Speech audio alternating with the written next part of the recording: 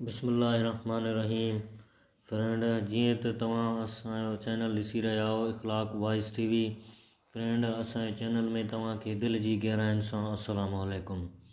Friend दुआ आहे परवरदिगार खां तव्हां सदाईं ख़ुशि हूंदा ऐं आबाद हूंदा। अल्लाह तव्हांखे हर मुसीबत ऐं बलाउनि खां पनाह में रखे।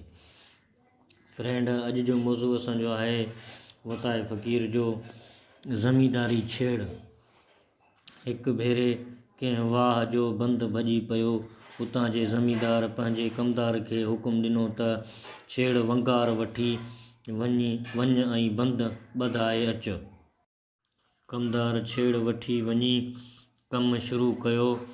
घारो तमामु ज़बरदस्त पियल हो ऐं माण्हू घटि हुआ, सो बंदि ॿधिजे ई कोन पियो। कमदार माण्हुनि ते घणो कावड़ियो, पर हिननि वीचारनि जो पाणीअ सां कहिड़ो वस। सो वॾी कोशिशुनि जे बावजूदु बंदि ॿधिजे ई न सघिया।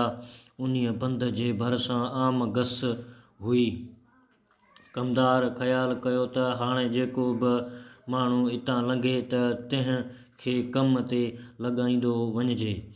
जे शाम ताईं बंदि न ॿधो त ज़मींदार मछरजी पवंदो। पोइ मुंहिंजो ख़ैरु कोन्हे। इतफ़ाक़ सां उन्हीअ महिल वतायो फ़क़ीर ऐं ॿिया माण्हू उतां अची लंघिया। कमदार खेनि हकल कई, अड़े वींदड़ हेॾे अचो। जॾहिं वाटड़ो वटसि पहुता त खेनि छेड़ वहण लाइ हुकुम कयाईं। हर कंहिं पंहिंजी जान आजी कराइण लाइ हथ पेर हंयो। कंहिं चयो मां फ़लाणे वॾेरे जो ख़ासि माण्हू आहियां, कंहिं चयो मां फ़लाणे रईस जो ख़ासि कमदार आहियां उन जे कम सां पियो वञां। ॿियो सभु ख़ैरु ईअं ई चई वारे ते विया। वॾेरे जा नाला खणंदा खिसकंदा। नेठि फ़क़ीर जो वारो आयो त कमदार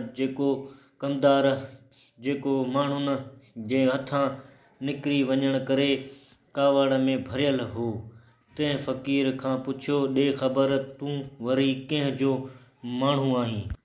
वताए चयो, मां ख़ुदा जो आहियां। उन ते कमदार चयसि, हल ॾे तूं ख़ुदा जो माण्हू आहीं ऐं ॿिया चोरनि जा आहिनि, हली कमु करा। उहो ॿुधी वताए फ़क़ीर आसमान ॾांहुं ॾिठो ऐं चयाईं, वाह यार वाह, तुंहिंजो माण्हू सॾाइण जो इझो ई सिलो मिलियो अथमि।